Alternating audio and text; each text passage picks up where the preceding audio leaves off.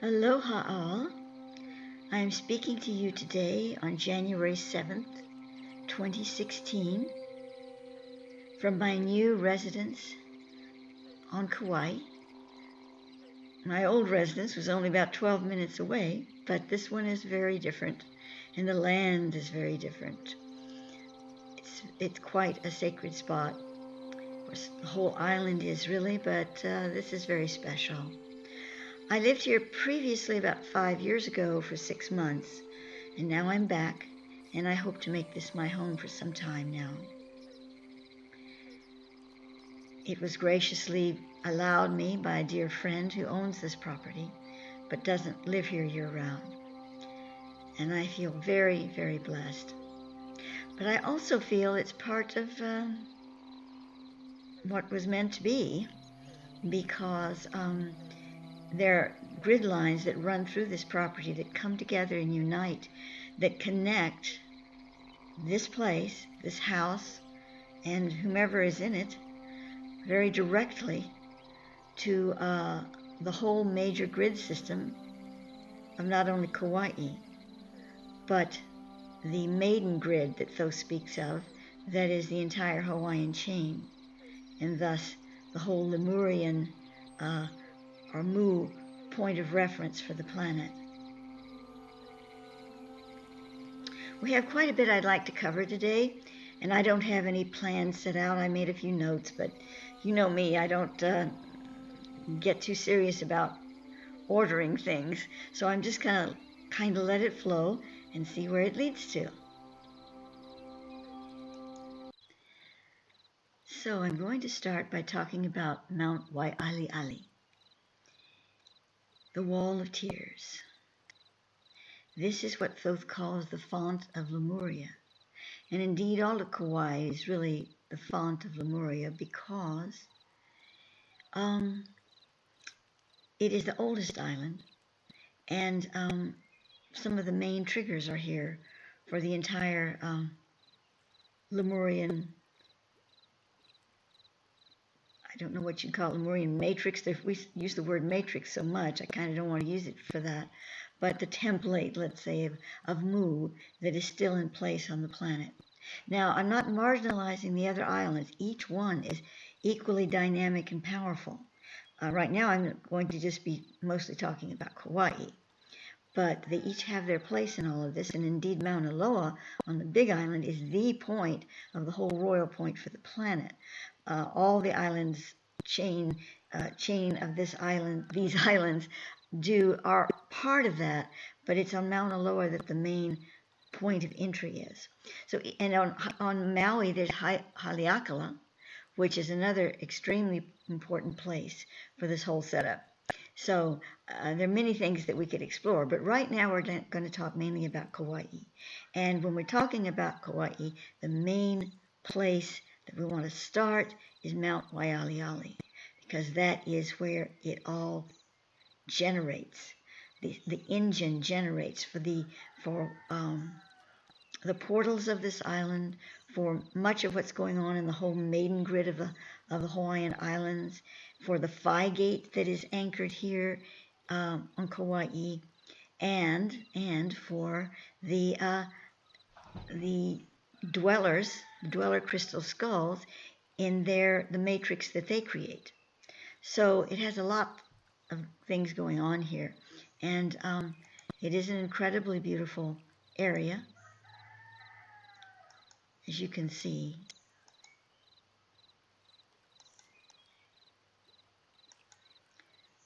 Let's see, I like this one right here.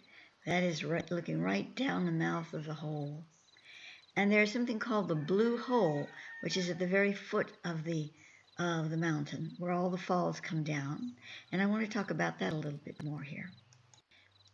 We're going to see here a video that I found on YouTube showing the area of the Blue Hole, which is the spot of all the places on the island that draws the energy that feeds the tail of the maiden grid as it moves up to the head of Mauna Loa on the Big Island and moves back again. And so I have the sound off on this video because I want to make some comments, and all you can hear is pounding waterfalls. So we're going to play it now. And you can see what a dynamic place this is. Now understand, this is right at the very foot of Mount Waialeale. And all these waterfalls and all the energy that they are bringing down through the magnetic core of this mountain are coming right down to this spot.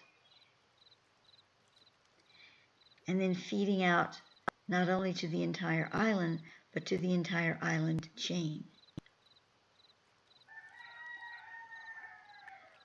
You can hear the roosters in the background. Whenever you listen to me speaking, you're going to be hearing a lot of roosters because there are a lot of roosters, a lot of chickens, wild chickens on Kauai. So apologies for that. But anyway, we're here on the blue hole and not with the chickens. I don't think they're up there. That's one of the very few places I don't think you can find them. This goes on, and I want to get to a certain part of it here. Okay, here's a little bit more. There's something especially interesting I want to show you. We're coming up to it now. As you can see, the power and the majesty here is just incredible. If you imagine that, according to Thoth, there are many ancient caverns within it, actual ones, natural ones, but also sequestered in them are chambers of the ancients, and including it is the chamber of the dweller crystal skull that we're calling the White Queen, the Mu Priestess, that the Polynesians brought to this island again many, many years ago. It's in their legends, but it was originally placed here by the Lemurians, taken away and then brought back again by the Polynesians. And I want to show you something right here. You can't see my cursor because I have that turned off, but you can see the sort of looking like a cave, the lower left. Now, I'm fairly sure that's not a cave. I've never been up there, and I probably never will be in this lifetime. But what I am being told is this is one of the doors to the cavern complex that has the chamber of the dweller in it, among other things. Now, when I say a door, I'm not talking about you could just walk in there, and poof, you're inside there. It's a door like you would find at Lake Titicaca, or places where there seems to be just an indent, and you have to touch that area and chant certain tones and go into a certain space inwardly, and then you just move right through it. And Jerry Wills, who was up there and had an experience there, he actually disappeared in front of his friends. There was sort of a blue light that went over him. He disappeared, and he didn't come back for like 4 hours. His wife was not happy. I mean, she was in tears. She thought she'd never see him again. But then, all of a sudden, there he was again. And he thought he'd only been gone for a very, very short period of time. So these things happen, and these are doorways, make no mistake. So when I'm saying this is a doorway, I wish I could see inside that little crevasse. It's probably just rock, It's not an actual opening into a cave, but it is a doorway, and I'm really excited to see it because Thoth told me it was there, and I've never seen it before, visually, like I am on this video.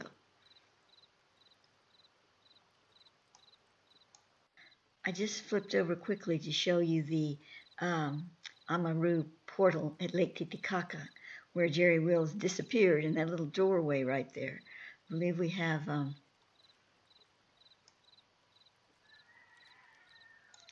here's a closer image of the doorway, and here's where someone is sitting in it. Now this is more like Jerry did. He knelt down and put his hands right on the doorway and chanted. Now he didn't just chant anything. there was a specific chant he was given by an ancient Mayan. I say ancient, he was an old guy. And he gave him this chant and told him to use it, but he said, you know, be aware, you will go through the portal.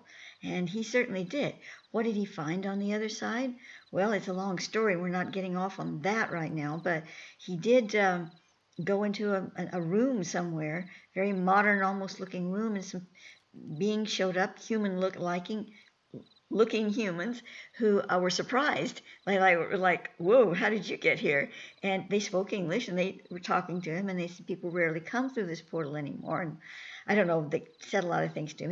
He finally went back again. It's a very neat story, and I'm not telling it well, but that's basically what we're speaking of here when we're looking at this portal right here. So let's continue a little bit with the video. Let me get it going. Just looking at this wall, I believe you can feel the power and the energy of it. There's another crevasse there, but I don't feel that is the one like I'm speaking about. And look at that rim.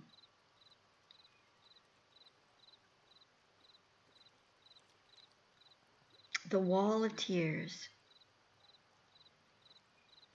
As the water washes on these walls, of course, with all waterfalls, you're getting a certain energy function that's going on, a piezoelectric effect. That's why people feel so wonderful next to flowing water that's coming like waterfalls. They're flowing over rocks or flowing down rocks.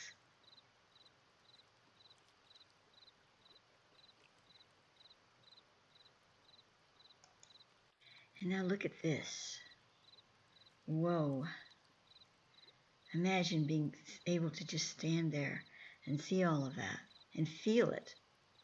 Well, that's it. So now let's take a look here on Google Earth at where I'm located. And for some reason, you really can't see where my house is because you'd take this lane down and it would be in here somewhere, and I'm not sure which one it is. It's not really where it says it is. It's down in here.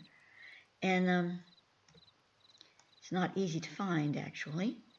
But the reason I'm showing it is I want to give you an idea of the ley lines here. I'm not real capable of operating this thing, but we'll see what I can do. Okay, we have the ocean over there and mountains. It's very central to the mountains that surround it. I mean, it really has the mountains all around, as you can see. And if we go over to Mount Waialeale, just a moment, we're going back down again. La-di-da, let me change this over to,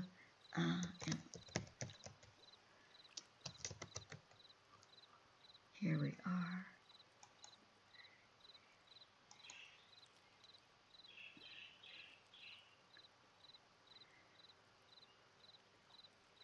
Now, as you can see, let me try to move this back a bit. I'm not being very successful with this. This might have been a bad idea because I'm not getting very far. What is this? I have something clicked here. Oh well. The idea is, ladies and gents, is that where I'm located is right in the center of the mountains that surround me. Here's Waialeale, and it's huge. You don't really see it. It doesn't show it really well here. But if you moved back, I'm over like really close over in here somewhere. And I have all these mountains surrounding me, including that one. And that's kind of what I was trying to say, but it didn't really show out as well as I would have liked it to. Ah, this is a better one to show you the topography.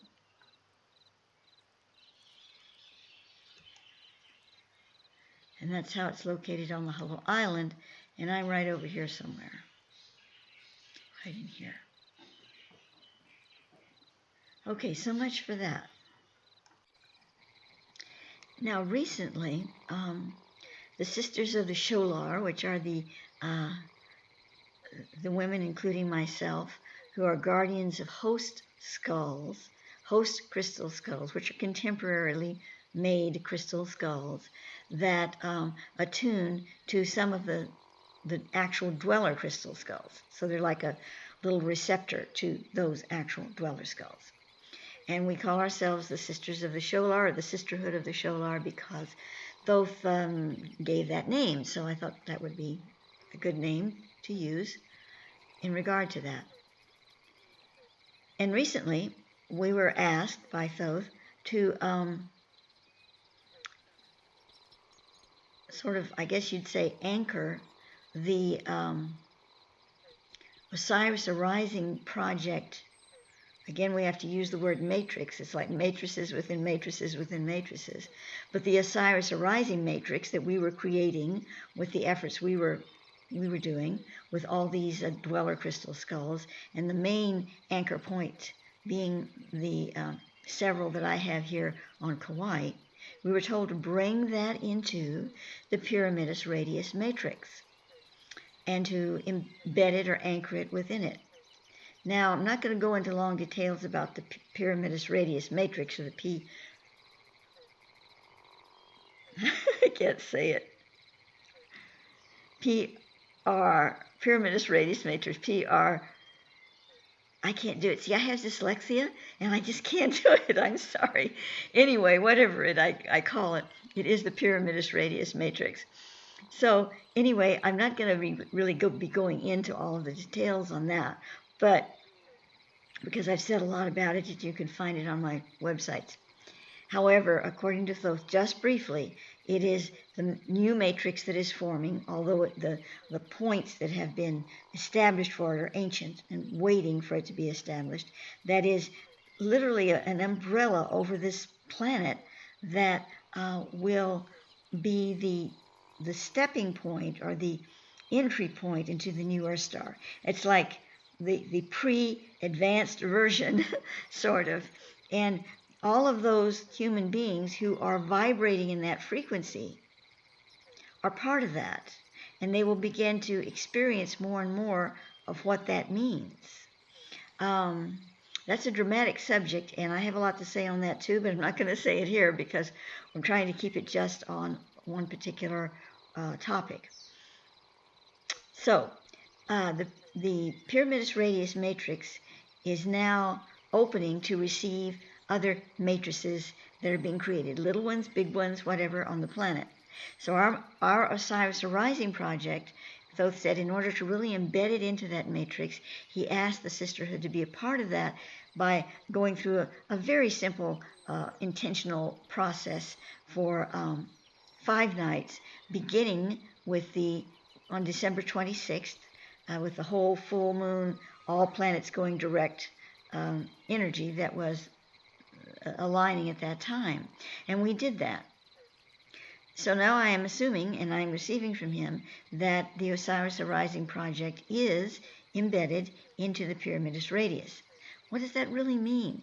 It's such a deep topic, and not one I entirely know all the answers to, that, again, I'm not going to go off on that. But what is important right now to this particular video that I'm making is that with my move to this location on Kauai, I'm at a central location to be able to connect to all those grids. I say me, really the energies that I'm helping to represent for all of the Sisters of the Shoal, for all of the Osiris Arising matrix, which includes everyone that is interested in it, everyone that is intentionally saying, hey, I feel connected to this, I want to follow this, I want to allow this to be part of my experience.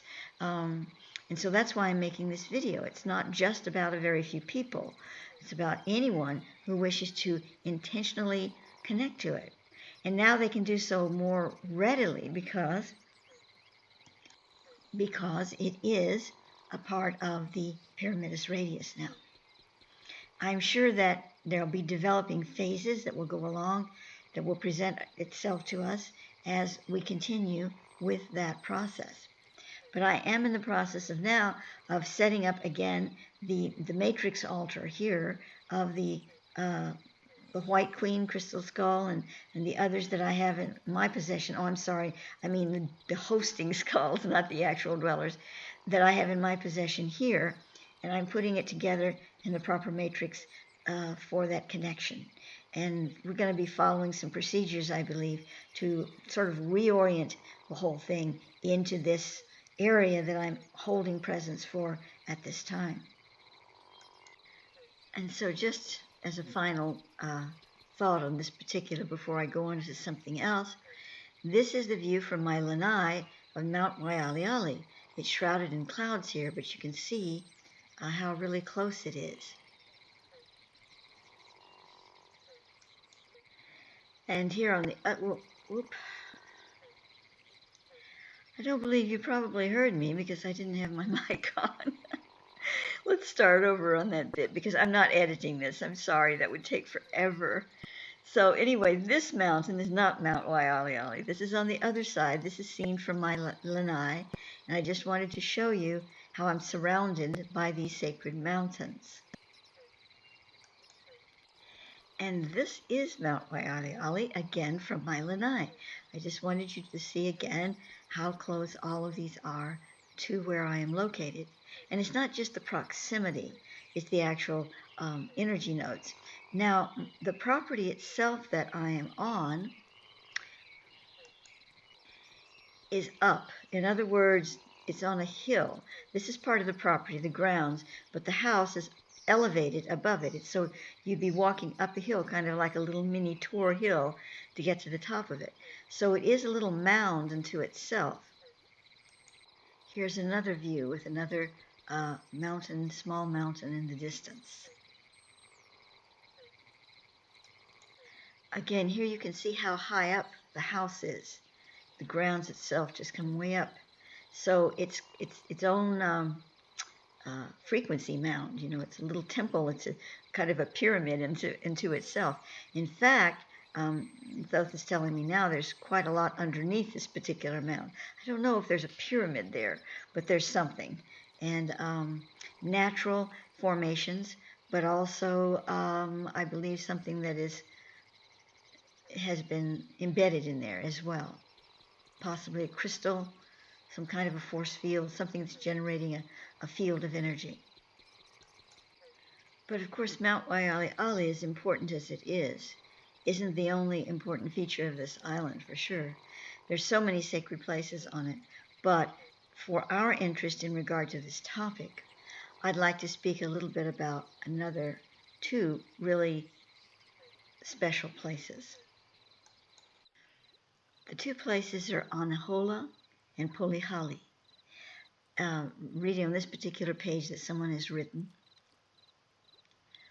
When the current Dalai Lama visited Hawaii in 1994, he made a special and unscheduled visit to Kauai for the express purpose to visit two unique places there, Anahola and Polihali.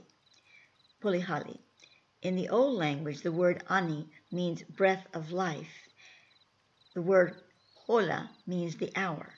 Combining these two words yields Anahola, slight spelling change over time, the hour when breath is given birth.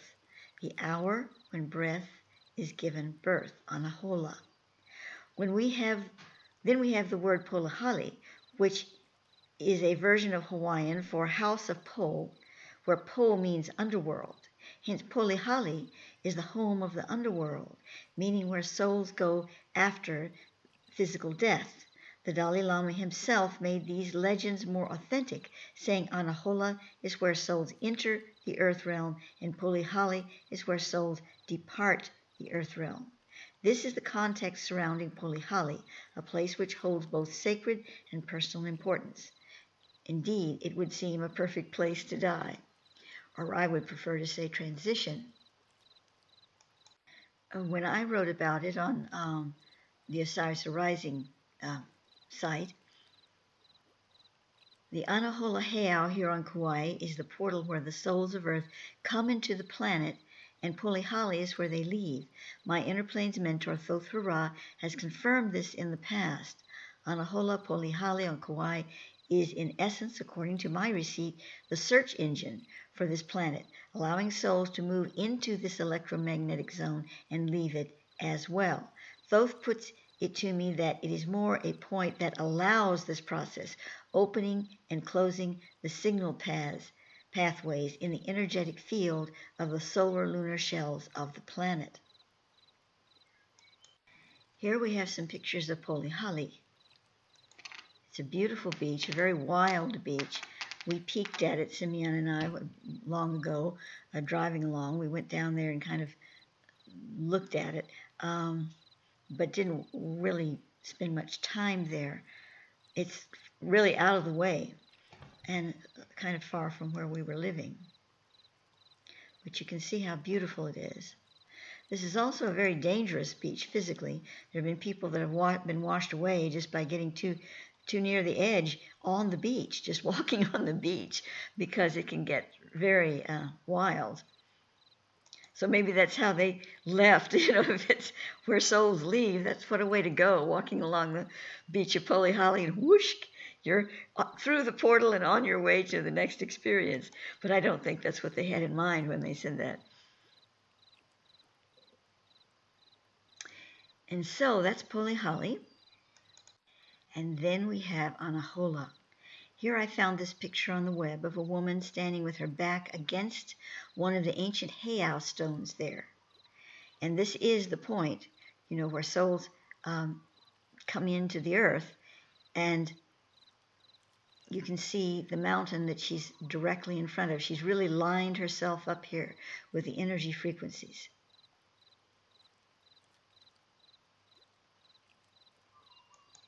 And now we're going to talk about just one more place. There are many places, of course, but one more place that has a very special portal. Actually, we're going to talk about two more, but this one is next. And it's Mahalepu. I always say it more wrong. It's Mahalepu. Mahalepu. I believe that's right. And it's called the Heritage Trail here because this beach that you will see in this video, I want to make sure I have the sound. I believe it's silent. This whole area here, it's the longest amount of beach property front side that is not owned by hotels or anything like that. It's still of the people. It's a natural heritage area, and it's preserved. Now, believe me, the big corporations, the big hotel magnates, they have tried everything they can to snatch this land. And there have been big disputes, debates, and all kinds of things. But so far, it has remained in the hands of the people as a heritage site. And as you can see, it is really, really quite magnificent. And to have all of this beach untouched, because I will tell you, when you live on Kauai, there's a lot of beautiful things, but they're just, almost all the beaches are just hotels, hotels, hotels, It's very, very hard to find just pristine places. You can find them, but to find a stretch so long, it's several miles of this, is very, well, you can't find it. This is really the only place on the island. It's sad, but true.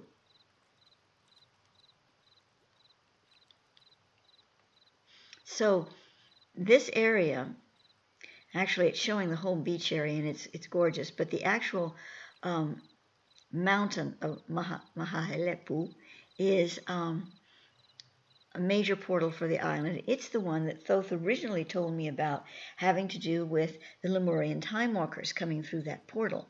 It's sort of special for them. I'm not going to go off on what a Lemurian time walkers are in detail, but they are Mu persons, beings that lived in ancient Mu, who use that portal to connect with future, past, and present, and all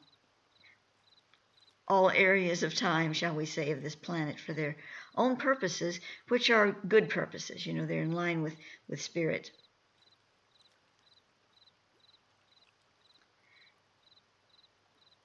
But isn't this magnificent? You can see how little a person is here compared to the whole panorama of the view.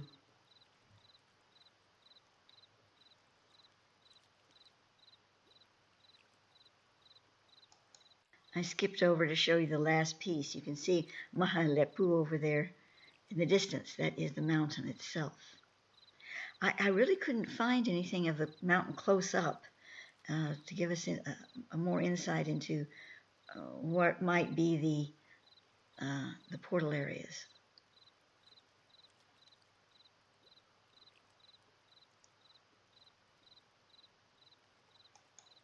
Now I have very little information about this. You're seeing a picture I took, and I can't tell you the name of this mountain, but it's one of the ones that I can see from here, and it's also very close to where I lived before. But look at again, you can't see my cursor, but you can't miss it. Look at that big, like monolithic stone. Almost looks like the head of a sea monster coming up out of the trees. I have got to get to that stone. Well, I can't, obviously. I'm lucky to walk down my lanai, but I'm working on getting somebody to go up there and take some pictures of it. Now, I wrote something about this, and I can't find it.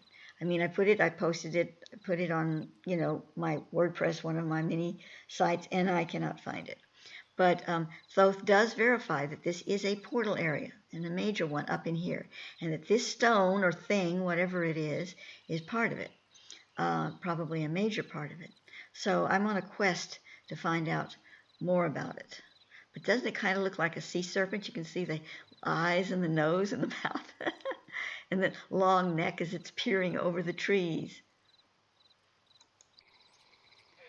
Well, I believe I'm going to conclude this video. There can always be a part 2 about some other interesting portal areas and things on this island and some of the other islands. Oh, hold on, I've got some information coming. All right, I called my friend and left a message to get the name of that mountain that I just showed you with the monolith on it, and it's called Makaleha. So that is the mountain of Makaleha.